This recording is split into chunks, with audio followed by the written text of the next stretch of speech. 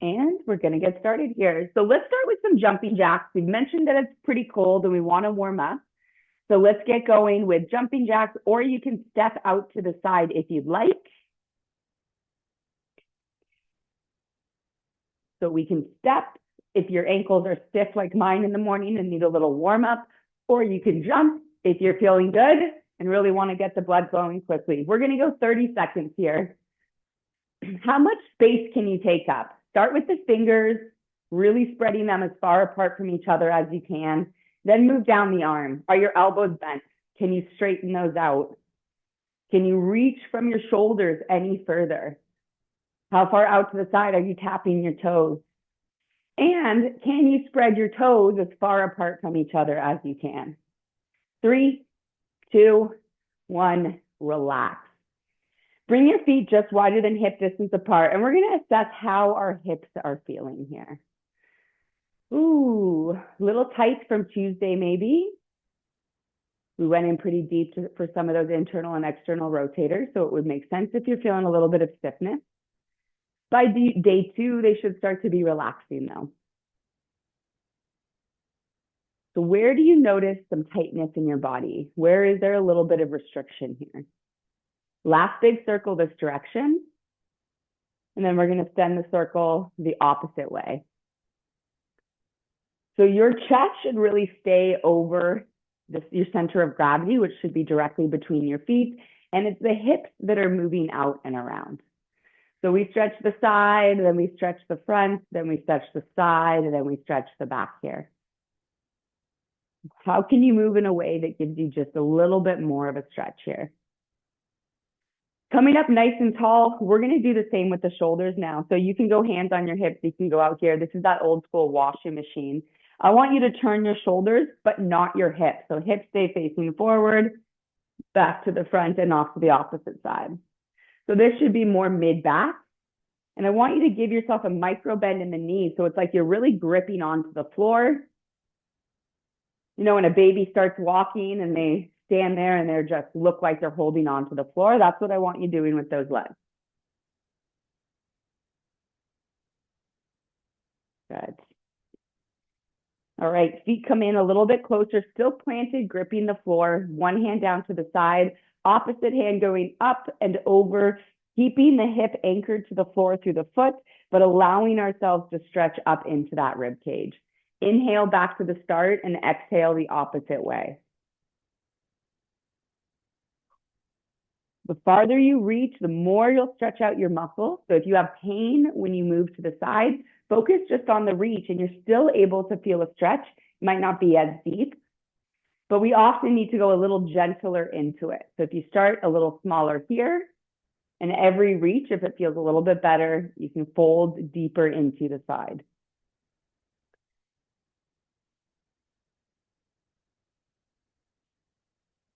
Still just bringing some blood flow to the area. Let's move down to the feet, heel toe those feet out. So you're in your nice long lunge, hands are on your hips and we're tilting one hip down towards the floor, emphasizing the stretch on the upper half of the inside of the leg, and then we're switching it over to the opposite side. Our spine sits right into the pelvis, and some of those muscles that help connect everything go straight from the spine into the leg. So that's what we're looking for now, just to start to ease off some tension we might have in that pelvis. Notice how my hips aren't completely shifting to the side. If that's happening to you, you need to bring your feet further apart. So we want to take that stretch down the full length of the leg now. So we're going to tilt off to the side, and then you're going to push your hips backwards, keeping this leg mostly straight. You should feel that stretch going down the inside of the leg. Come on back up, tilt to the opposite side, hinge those hips backwards when you're ready. So I want you to notice how when I'm hinging, my back stays nice and flat. I'm not flaring my rib cage out. That rib cage is tucked in. And it's just about sending the hips as far backwards as I can to get into those adductor muscles. One more per side here.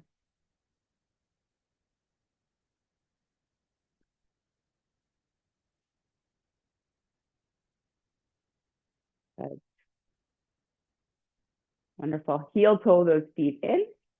And we're going to go ahead and grab a seat and something really big to hug. Unfortunately, you can't use each other for this. It will need to be an inanimate object to hug. So I grabbed 2 of my pillows off my couch. You could use a medicine ball if it was really big. Essentially, I want you to hug something that really, as you reach and hug across elbow to elbow, you feel your shoulder blades pulling off your spine here. So I want you to have something big to hug here. Medicine ball, pillows work really well. They're pretty easy to find. And then we're going to do a seated cat-cow. So with those pillows here, really hugging elbow to elbow, you're going to round your back down, stretching the back of your vertebrae as much as you can. And then as you come up, imagine you're in a mid-back chair. So you can't just lean backwards. You've got to arch your back, look up at the ceiling. And now you should feel the front side of the vertebrae that's deep inside your body get a little bit of separation. And we're going to go back and forth between these two. How much space can you create? I'm going to try it with one less pillow. See if I can get a little bit more space in the vertebrae.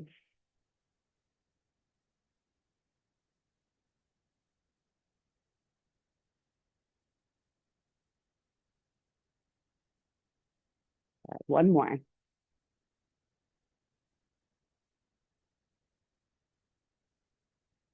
Good.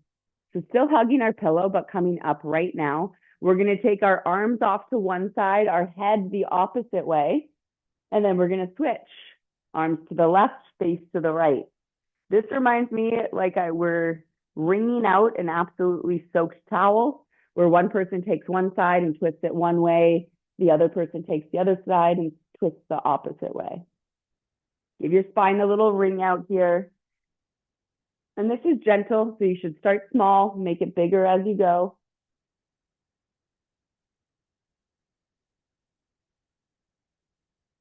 Good.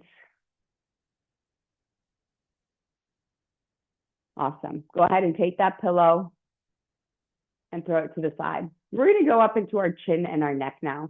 So we're going to start with a chin tuck down towards the neck here, stretching out the back of the neck. And then we're going to tilt the chin up, looking up at the ceiling here. There's no leaning back or arching the upper back. I just want your neck moving here. And we're not pushing anything past a 3 out of 10 on the pain scale. Inhale one direction, exhale the other, using that breath as your metronome.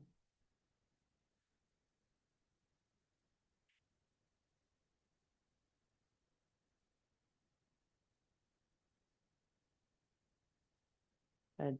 Next time you come up to neutral, we're going to go side to side. Ear goes to one side, comes back up, ear goes to the opposite way. And I want you to pay attention to where your nose is pointing. So as I'm looking forward here and I tilt my ear to the side, you should be able to see my full face. If I tilt my chin down or my nose down, you can only see one side of my face. I want to see full faces here. We're not doing any other angles. We're just going right from side to side. And you'll notice if you have one side that's a little bit tighter than the other. So here we can see how far I can take my face as I go this way. And as I go to the opposite way, I don't have as large of a range of motion. So remember, if we're doing this at home on our own, I should spend more time going this way to slowly work out this tightness compared to the other. So we're going to go into some circles now. So you drop your ear to the side, and then you're going to roll your chin to your chest, full face forward on the opposite ear, and then the opposite way as well. Chin down, ear to the side, chin up, over to the opposite ear. Nice and gentle, staying in a pain-free range of motion, but allowing that stretch to be about a 2 or 3 out of 10 on the pain scale. And let's switch the opposite direction. Do a little body scan. Are you now holding tension in your shoulders?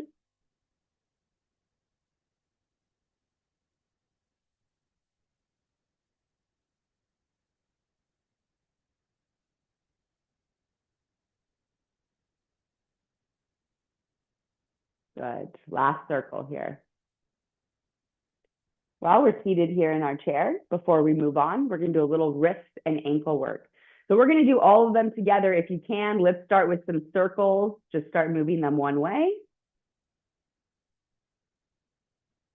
I don't care what way you go here. We're going to go both directions.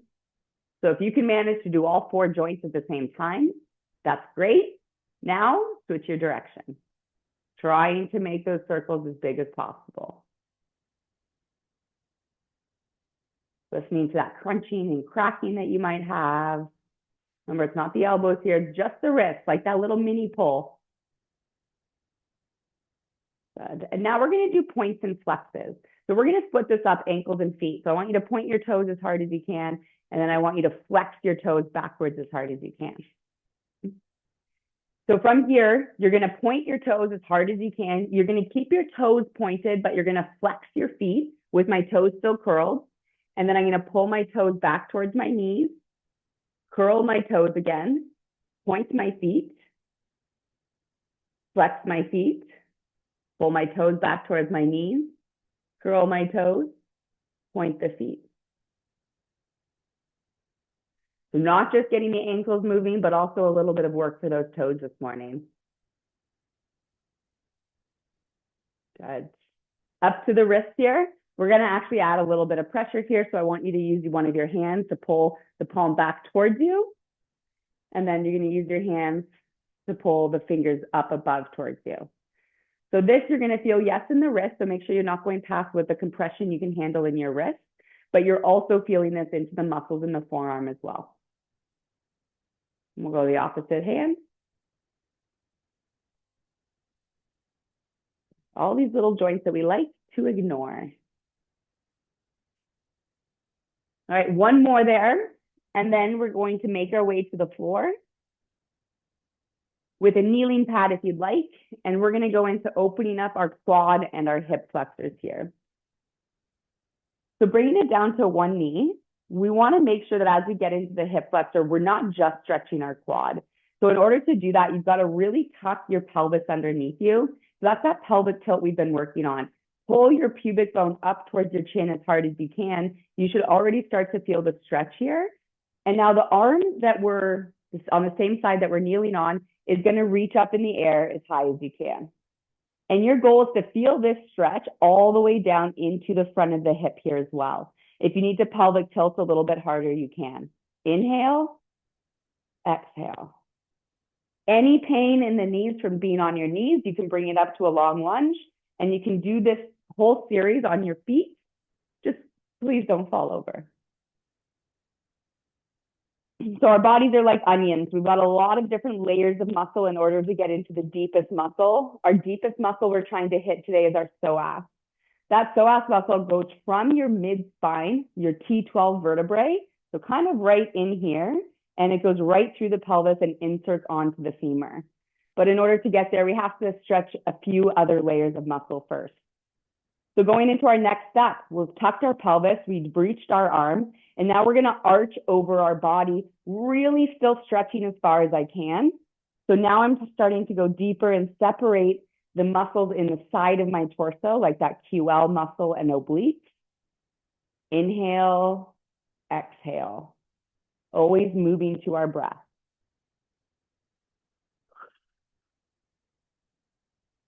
Good.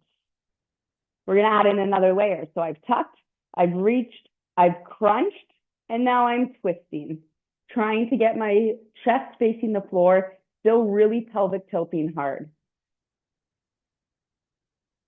So I maintain the tuck, the reach, the crunch, and I'm in and out of the twist. And you should start to feel that now into the top of your femur. Now to get out of this, we have to slowly unwind it. So untwist, uncrunch, unreach. Go ahead and switch to the opposite leg here. Starting with that tailbone tuck a couple times just to warm up and get into there. Then we're going to hold our pelvic tilt. So remember, you can think of this as your butt squeezing to tuck or your core working to lift the pelvis up. And then we're going to add in that reach up into the air here, stretching out that entire side of the body.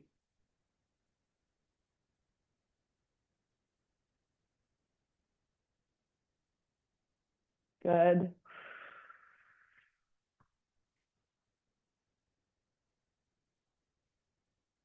We're getting a pop-up that a couple of you guys have questions. You've raised your hand up in the air. Let's add in that side crunch now. So we've tucked, we've reached, now we're crunching over to the side and back.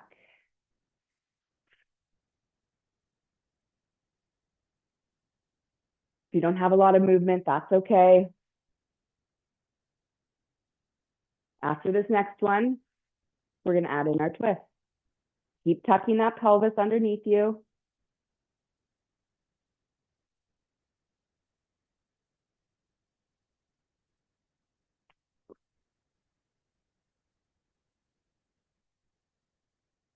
Good.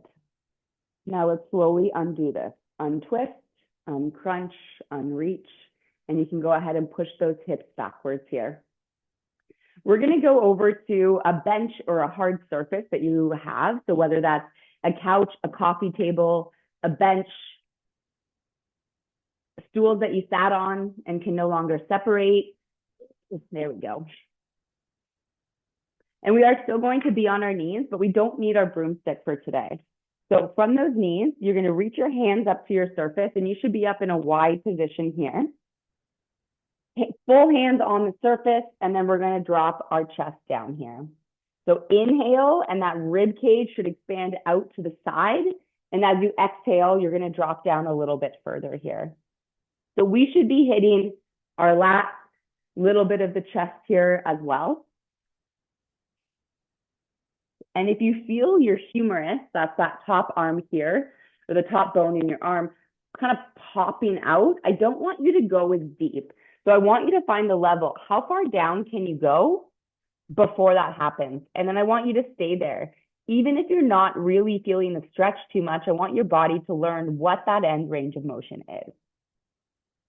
Inhale, rib cage to the side. Exhale, drop the chest towards the floor. Now you are welcome to stay here, or you can go ahead and take this up one step with us. So if you'd like to go a little bit deeper, you're going to bring your elbows up to your surface. You're going to need to move your knees further. And then you're going to clasp your hands. So we're getting our head in between those arms again. We're inhaling as we extend our clasped hands and exhaling as we curl those hands back towards us and drop our chest towards the floor. So also into those lat muscles that go from your shoulder down and insert onto that spine and onto the hips. But a little deeper than the previous one. So you can pick the one that's right for you.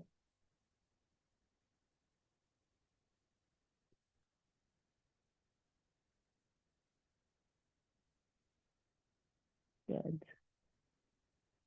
Last one, big inhale and big exhale. And you can go ahead and slowly come out of that. All right, moving all equipment out of the way. We're onto the floor for our sunrise arms and our open book stretch. So I'm going to make some space here. I'm coming down to the ground in my fetal position with those arms out to the side here. So I like to make sure that the legs don't roll. So I want you to take your bottom arm here, and you're going to bring your knees up high enough that you can actually hold that top deep knee down to the ground. And then we're going to take that top arm, and as we exhale, we're rotating our shoulders as much as we can, opening the book up, getting that nice spinal rotation. Inhale to close it back up. If you're limited on space like I am, you can go ahead and bend your arm as you come around. It's not about how far your arm goes, it's about how far your shoulder goes. So if you're bending your arm, but your shoulders are still moving, that's okay. In a perfect world, we'd be able to keep our legs right to the side here and get the back of our shoulders onto the ground. So that's what we're working towards.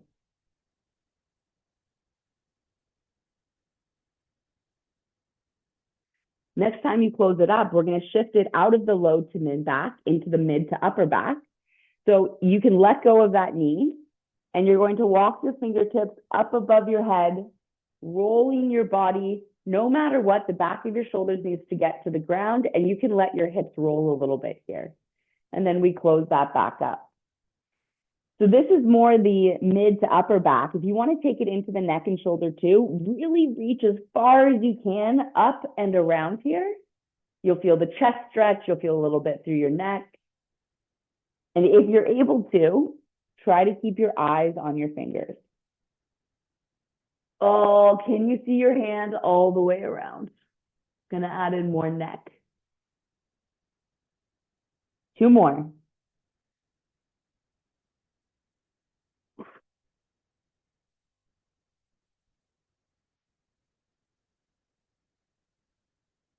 Last one here, as far as you can. And then we're closing it back up. And we're gonna roll it over to our next side. So starting in the fetal position, bringing those knees up high enough that you can put your bottom arm on the top of your knee, holding that knee down as your arm guides your shoulders to open up towards the ceiling. Do you feel a restriction on one side or the other that you don't feel on the other side? It would be very common for that to happen. While I feel like my range of motion is greater on this side, there's definitely a few points that are a little stickier than the other side.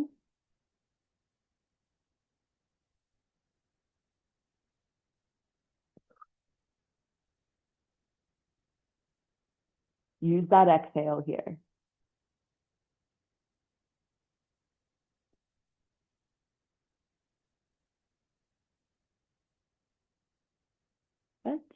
And close it back up. We're going to move into our sunrise arms now, so you can let go of that top knee, walking your fingertips as far as you can up and around you, taking this more into that mid to upper back. No matter what, the back of your shoulders should get onto the ground, so if you need to roll your legs a little bit, that's okay. And if you're feeling like you want to take this more into your neck and shoulders, reach those hands as far as you can around you. Create as much space as possible in the shoulder joints, pulling on the chest, pulling on the neck, pulling on those lats.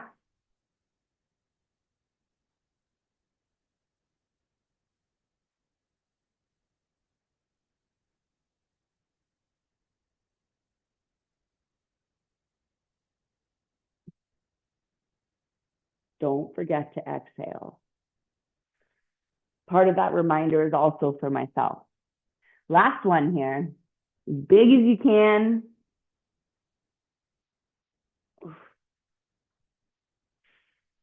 And we close. And we're going to roll over to our hands and our knees. So you have a choice of position here now. We can stay up in our puppy pose, which hips are high over top of your knees, walking those hands as far in front of you as you can, trying to get your forehead to come down and be able to rest on the mat. Ideally, we want that done with straight arms. So if your arms need to come out to the side, that's okay. And then walk them in as close as you can. If it's attainable for you, I want you to bring your knees farther apart, keeping your toes together.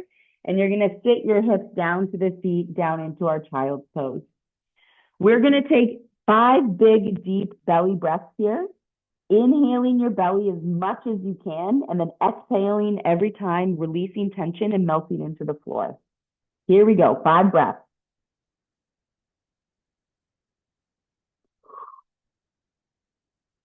This is all about how much your belly can expand.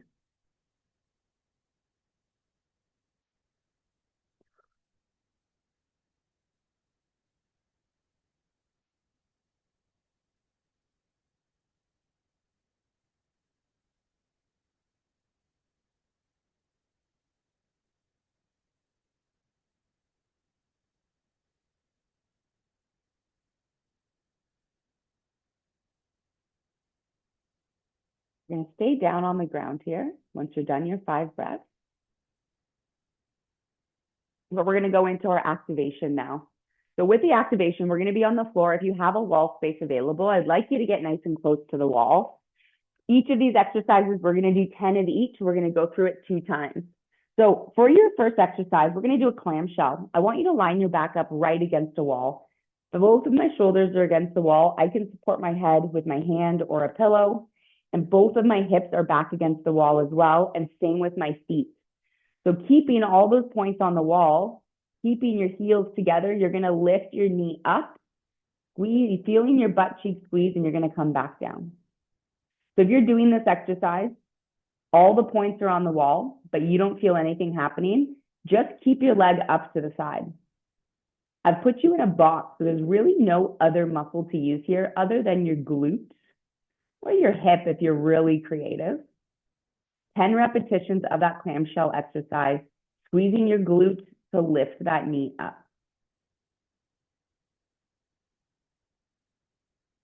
Once you've done 10 on one side, go ahead and switch yourself on the wall over to the other side. So head, shoulders, hips, feet, that's 7 points against the wall. Heels stay together as I squeeze my butt to lift that top knee.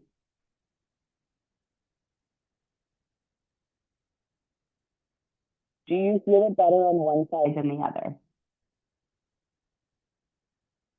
And if you're not feeling it at all, hold the knee open until you feel it. That's about building that mind muscle connection. You can also take your hand and put it over your butt. And as that knee lifts, you'll feel the muscle in your bum working. Once you've done your 10, you're coming off the wall onto your hands and knees here, and we're going to do a donkey kick. What I want you to focus on is that as we kick our foot back, we're not letting our belly button drop to the floor. Pull your belly button into the spine and flex your abs as much as you can, and then just kick that heel back and slide the knee forward. Not this. Here. We're going to do 10 on one side and then 10 on the other side. So if that belly button drops, it means your pelvis is moving to facilitate the leg movement instead of your leg moving and the glute doing the work here. The pelvis moves, you're using your back and your abs. If only the leg moves, you're using your glutes. Switch to the other side when you're ready, 10 more repetitions.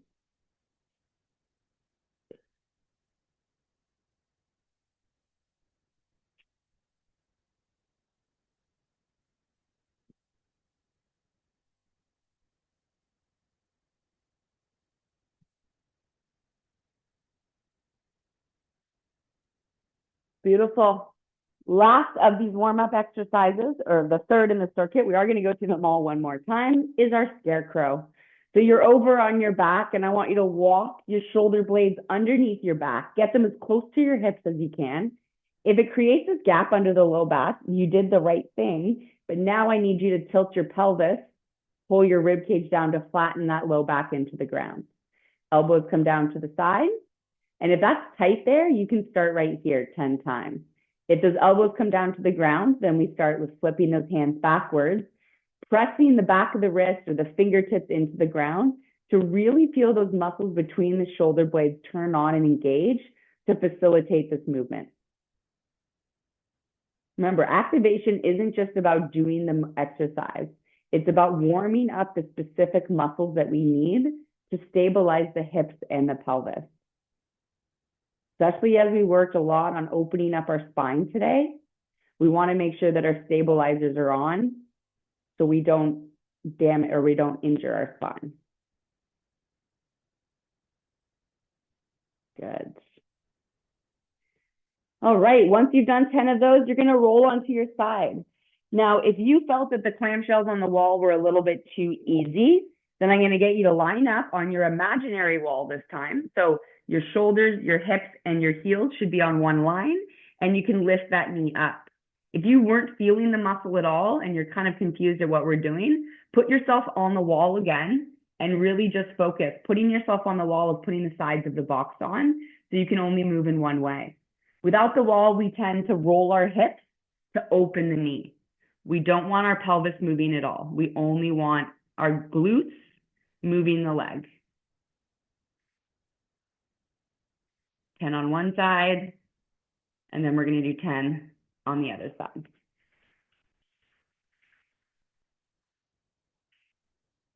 Up against the wall or not for round 2.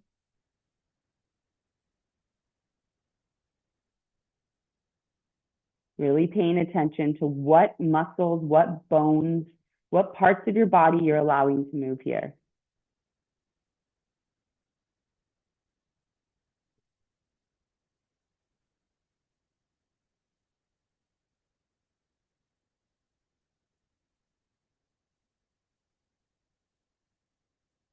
Good. As we go into our donkey kicks, last time we focused on our extension and our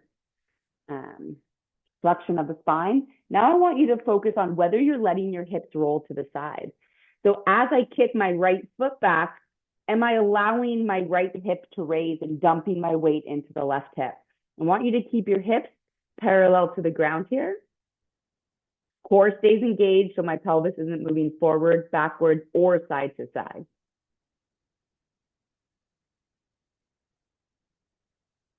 Quick check-in with where your chin is here. Pull your chin back into your neck.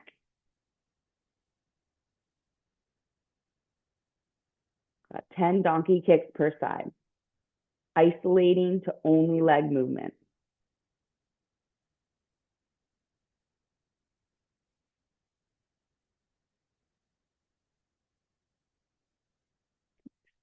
Last but not least, we're over onto our back again for those scarecrows.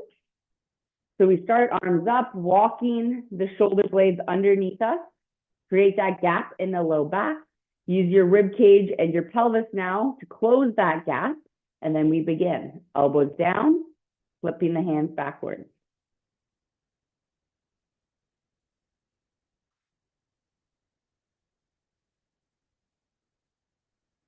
Always exhaling as you go deeper into that.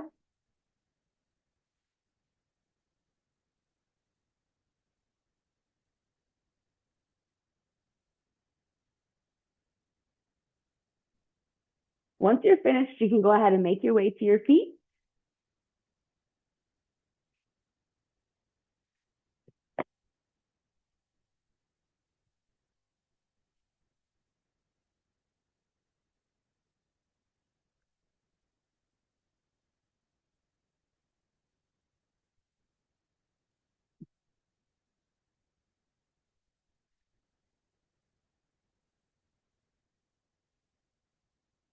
All right.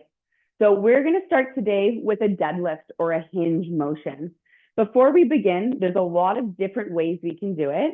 And I'm going to show you easiest, which means least amount of risk to your spine and to your back. And then I'm going to show you up to the hardest, and then you'll get to pick which one you're going to do. We're just going to do our deadlift as a single exercise, and then we're going to do a circuit of 3 exercises afterwards. So our hinge that we're doing, our deadlift, is that motion of lifting with your legs and not your back. So it's not picking something up off the floor like this. It's picking something up off the floor like this. So to start, we want to make sure that our feet are hip distance apart, and this is regardless of any variation that you're going to pick today. Toes, ankles, knees, hips, shoulders, everything pointing directly forward. We're not flaring out to the side. And then we want to have a soft bend in the knee. Our knees do bend in a hinge, but they don't move forward. The bend in our knee allows our hips to push further backwards. It's not to load up here. If the knees go forward, you load your quad and your knees. If the hips move backwards, we load our hamstring and our glutes, and that's what we want. So first option here, the easiest would be a prisoner. Hands go behind the head, soft bend in those knees, and you're going to push those hips backwards here, maintaining a nice flat back, okay? So this is your goal. This is level 1 here. If you find that with that exercise, you're still feeling it in your low back, I want you to grab your broomstick. Of course, the broom pole I'm using is black, and so is everything I'm wearing. And you're going to hold it right against your body. So I have got a point of contact on my hips, on my shoulders, and on my head. Soft bend in those knees. As I hinge now, the pole is telling me if I'm keeping my back straight. If I lose it on my hips here, which most people do, I know that I'm using my back and not my bum. Okay? So that's variation number 1. If you'd like to start adding some resistance to this, but you're not ready to really add weight, you could do it with resistance bands. So the resistance band, a long one, if that's what you have, you can step on it, hold as low as you need to. The lower you hold, the harder this will get. And you're gonna push your hips backwards, making sure that that resistance band always stays vertical, pointing up in the air. If I lean forward, you'll see how the band is now slightly pointing backwards towards my feet. We wanna make sure that our arms, that resistance band is going down, okay? The other resistance band, if all you've got are mini loop bands, you step your feet into the bottom of it, as well as your hands, nice flat back. We stand up, we push ourselves backwards here. All right. And last but not least, if we move it on to dumbbells, I like to hold my dumbbell from the top side when I do this. So it allows me to see, just like the resistance band, that that's pointing straight downwards, okay? Each time it comes down to the ground, it should be tapping directly in between my feet. If your dumbbells are smaller, you're not gonna go all the way down to the ground. You're gonna go here. Just till you get that stretch here and back up. You don't need to go too far past your feet. So I want you to pick, based on the equipment that you have, based on where your body's at, which of those motions you're going to do, or which of those positions you're gonna do. We're gonna go 40 seconds of work, 40 seconds of rest, 3 times, and then we're gonna go ahead and move on here. So pick which one you're gonna do. I'm gonna do one exercise in each of the positions so that you can have a visual of where you're at here. Remember, pain is a signal. If you have pain in your back, it doesn't mean keep going. It means regress it backwards until you find a pain-free range of motion, and then you're going to continue moving forward. One of my favorite trainers that I follow when it comes to back pain says, find a position, find a motion they can do with their back that's pain-free, and then work the shit out of it. So find what you can do. Your body needs to be moved and needs to be loaded, but we often try to go too far too soon. So find something easy. I'm gonna go with I'm just gonna do the prisoner here. We're gonna start in 10 seconds with our first round of hinging. Everything pointing forward, toes, ankles, knees. I'm hip distance apart. I'm in a perfectly straight line here.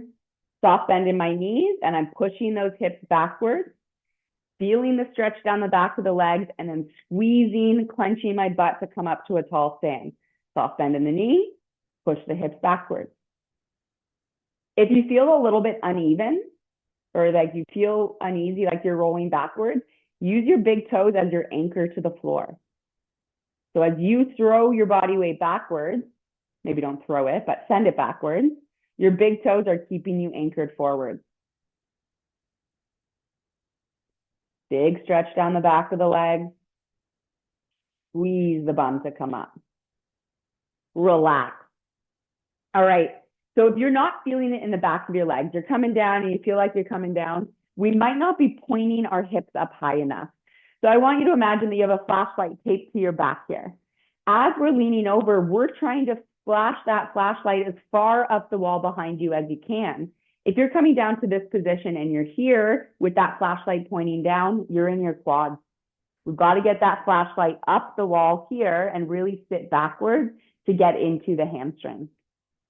Round number 2 here. I'm going to go with my mini loop resistance band around my feet.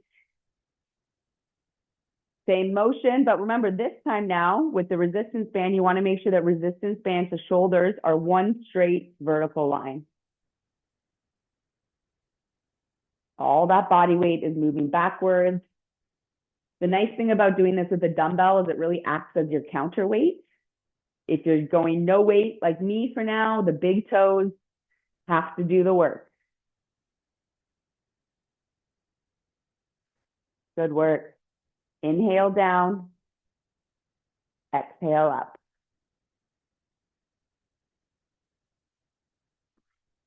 Two, one, relax. Good. Going into our last one, we're going to really focus on our shoulder position. If we're coming down, and it's hard when you have a dumbbell because it's pulling your shoulders forward, but everything's a chain reaction. So as I'm coming down, if my shoulders are rounding forward, well, it's really easy for my spine to curl as well. So I want you to think about pulling your shoulder blades back behind you and really keeping all the muscles in your upper back engaged. I like to use a cue of putting lemons in your armpit and trying to squeeze them to make lemonade. Okay, so I squeeze those lemons so that as I come down, my armpits aren't open. I'm here. Here we go, last set. Push those hips back. Get into the hamstring, squeeze forward. Make sure you're squeezing those lemons. Everyone wonders why my lemonade stand always smells like onions. I don't know why. Use that breath. Inhale, push the hips backwards, get into the back of the legs, squeeze the bum to come forward.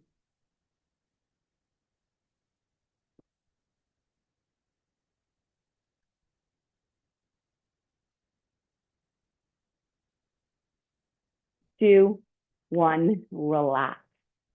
Good work. Awesome job. All right, usually we've got 2 supersets. Today I wanted you to focus on that one individually. And now we're gonna go in to work 3 exercises in a row in a little bit of a circuit here. Got to update my timer. And here's your 3 exercises. First one is a seated row. Sorry, supported row, not a seated row. So you're gonna grab your dumbbell and you can support yourself on a bench if you have it. So you could go here. We've done this one before. But if you don't have anything, you can just use your hand on your knee or ideally your elbow on your knee. I like the elbow on the knee because it allows you to get more closer to a horizontal position and really feel these muscles work better. As we come up, it's a lot easier for that pesky upper trap to do the work instead of our back. So here, if you can, if you're not able to, just be really conscious of squeezing that elbow back here. So this is our first exercise, down and up. On round 1, we're doing one arm only. Round 2, we'll do the opposite arm. Round 3, I'm gonna switch you through halfway to the other side. Exercise number 2 are calf raises. So spread your toes as much as you can on the floor. We're gonna roll up to the toes and then go back down. If you have poor balance, that's okay. Hold on to something here. Up, find that strength, find that stability. We're going up and down here. You can add weight to that if you like. Exercise number 3, we're down to the floor for a plank. So that transition needs to happen quickly because there's no additional rest there. When you get down to the ground in your plank, ideally we're going from our toes and our elbows. And I want you to think about trying to crunch the toes to the elbows underneath you here. All right. If you need to go down to the knees, just make sure your hips are high enough so they're in line with your shoulders. And same thing, trying to slide your elbows to your knees will give you that added a little contraction here. If you don't have a dumbbell, forgot to show you that, for your bent over row, you can put that resistance band under your foot and row upwards. So we've got our single arm row, we've got our calf raises, we've got our plank. We'll get a 40 seconds rest and we're gonna repeat that. Get your weights, get your coffee. Here we go, 10 seconds. So support yourself either on the elbow or on the foot. We go elbow back, pull that dumbbell to your hip. So you'll notice how my elbow doesn't really bend past the 90 degrees. If you're getting this bend here, it means you've pulled it straight up in line with your leg. Remember, I want you pulling backwards to get into the back muscles.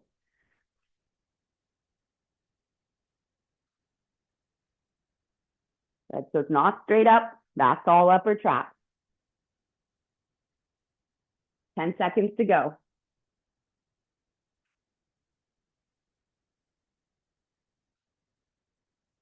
Use your breath.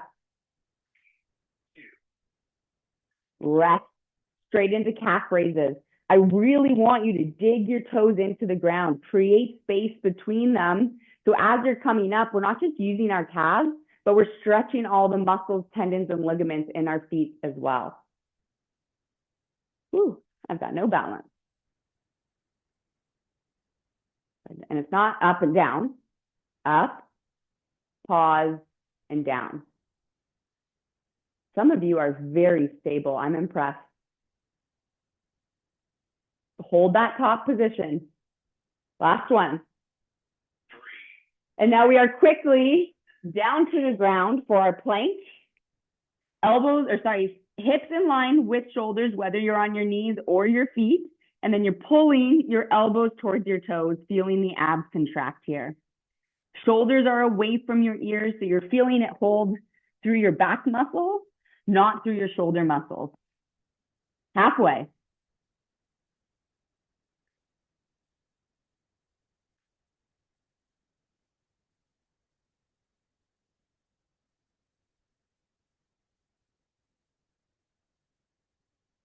Good. 3, 2, 1, done. All right, relax. We've got 40 seconds here. Grab a drink of water. We're switching to our row on our opposite arm, then right into the calf raises and right into the plank again.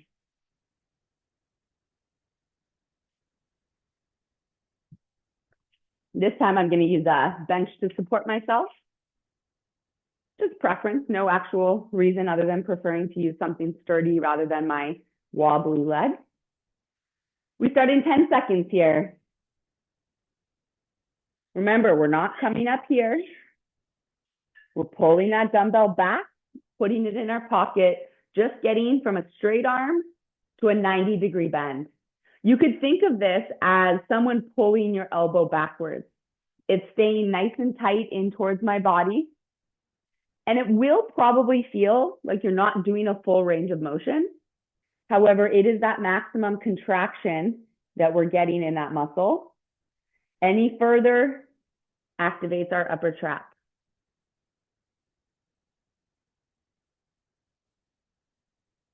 Couple more reps here. Relax into calf raises. Find your balance. Make sure your heels are coming up straight over your toe. Spend a couple seconds as high up on your toes as you can get. Good. So if you find your ankles do this, which mine likes to do because they're floppy swimmer ankles, you've got to really control that. Watching in a mirror can help. Or maybe we could ask Al to borrow his ankle strap. Last one here. And then we're going down to our plank position on the ground. Last 40 seconds of this circuit. Hips in line with shoulders, squeezing the elbows to the toes underneath you.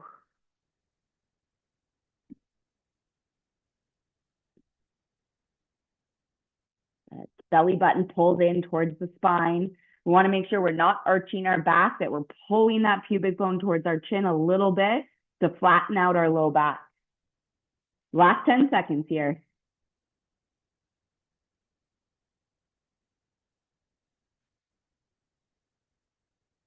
Three, two, one, rest. Very nice. 40 seconds rest here. Grab some water. We are switching to our round 3, which means 20 seconds of rows on one arm. I'll switch you to 20 seconds of row on the other arm, and our calf raises and our plank remain as is.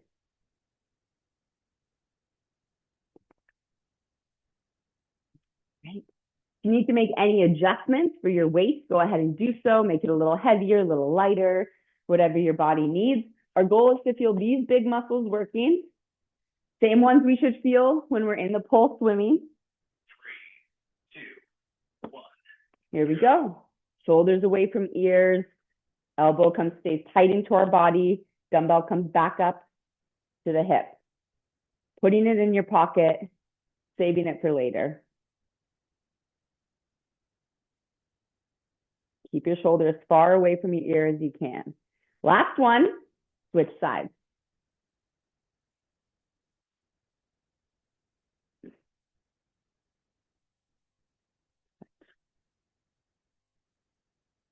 Really squeeze that lemon in the armpit. 3, 2, 1. Rest over to your calf raises. Last set. If you're really good at these, Can you stay on your calves the whole time? What's your balance like?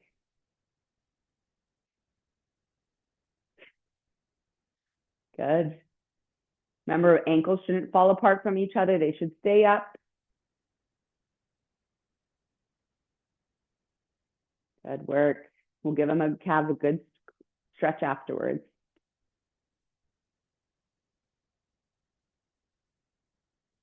Last but not least, in 3, 2, 1, we're moving down to our plank. Last one here. Shoulders under, elbows under shoulders, pulling the shoulders away from the ears, holding this plank with the same muscles you are hitting in your bent over row. Pulling those elbows towards your toes, pubic bone towards the chin, however you want to think of it, to keep the abs contracting as much as possible. Good. A lot of people say they can't hold a plank because their arms are too weak. This really isn't an arm workout. It should be a back and a core workout here. 3, 2, 1, rest.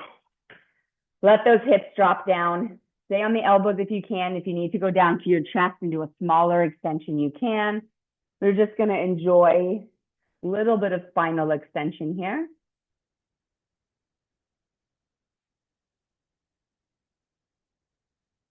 Good.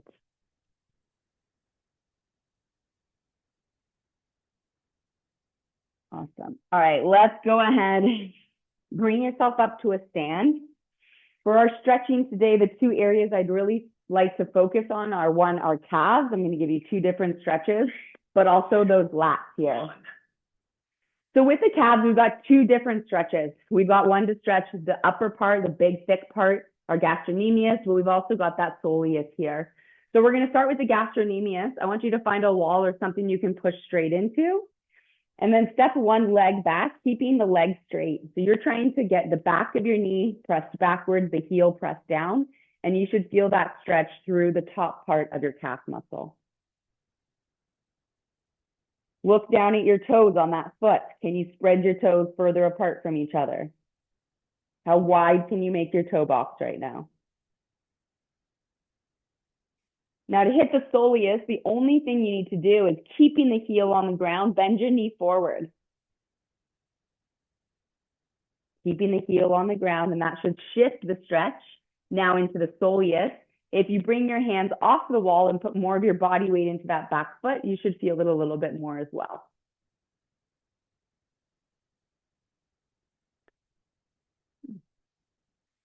So leaning back forward into the wall, switching legs, stepping your foot backwards, getting that heel to the ground, pressing the back of your knee backwards, really using your toes or the floor to spread your toes as far apart as you can.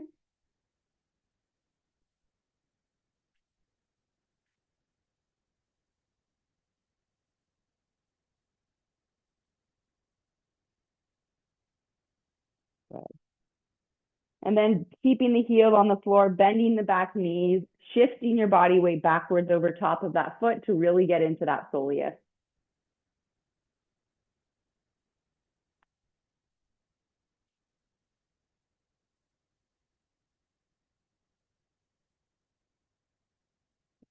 And relax. Take out those ankles. Now we go into the lat and the back here. So you're going to grab a pole or a door frame that's not going to move, and you're going to grab it with your thumb pointing down. So you might need to maneuver yourself to find the right direction in your door frame. I'm going to use this pole here. Whatever hand is holding on, I'm stretching that same leg backwards as far as I can. And that's why we need something that's not going to move. And we should get into the stretch down from the shoulder down towards that rib cage.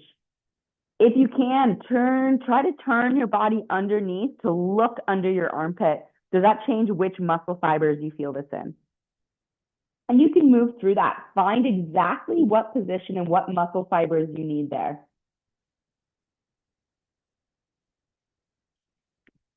Go ahead and switch legs, switch arms. So thumb pointing down, grabbing that door frame. You might need to switch to the other side of the door frame now. Same leg goes backwards. Trying to stretch myself as far off that pole as I can. Kind of getting your arm into a little bit of traction here. Kind of. And then you can move through it, rotate that shoulder open, rotate it down. And go ahead and relax. So this session today, week 3, session 2, is the end of our true foundation phase where we're really focused on just making sure we're moving correctly. Next week, we're going to go into our build phase, which is where our goal is to actually build muscle. So we're going to be working in rep ranges of 8 to 12. So if you have some dumbbells that you haven't quite compiled and brought over to your workout area yet, next week is starting to see where we're going to start using them and incorporating them. If you don't have dumbbells, that's okay. We'll use some things like time under tension and other ways to help you build muscle.